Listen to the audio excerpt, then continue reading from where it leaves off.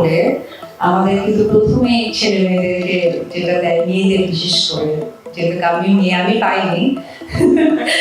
বিয়েতে ঐতিহ্যবাহী উপহার না পাওয়ার আক্ষেপ করলেন ঢালিউড কুইন অপু বিশ্বাস, জানালেন ব্যক্তি জীবনের অকপট গল্প। সম্প্রতি একটি ফার্নিচার ব্র্যান্ডের অ্যাম্বাসেডর হিসেবে যুক্ত হয়েছেন অপু বিশ্বাস।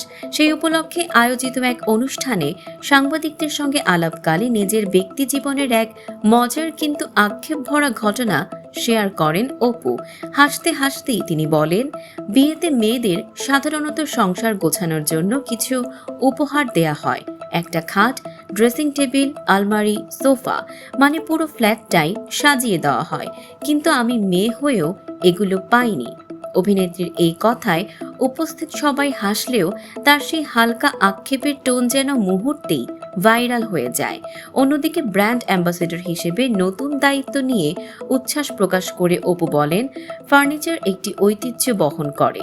বিয়ের মৌসুমে অনেক নতুন দম্পতি ফার্নিচার খুঁজবেন, হয়তো কেউ কেউ আমার কাছ থেকেও পরামর্শ চাইবেন। উল্লেখ্য, ক্যারিয়ারের পাশাপাশি প্রাক্তন স্বামী শাকিব খানের সঙ্গে অতীত সম্পর্ক নিয়ে প্রায়ই আলোচনায় আসেন অপু বিশ্বাস। আর এবারও বিয়ের অভিজ্ঞতা নিয়ে অকপট মন্তব্যে আবারও চর্চার কেন্দ্রবিন্দুতে তিনি। এমনই সব চমকপ্রদ খবর পেতে ফলো করুন আমাদের ফেসবুক পেজ CB24 TV এবং সাবস্ক্রাইব করুন YouTube channel CB24 TV official.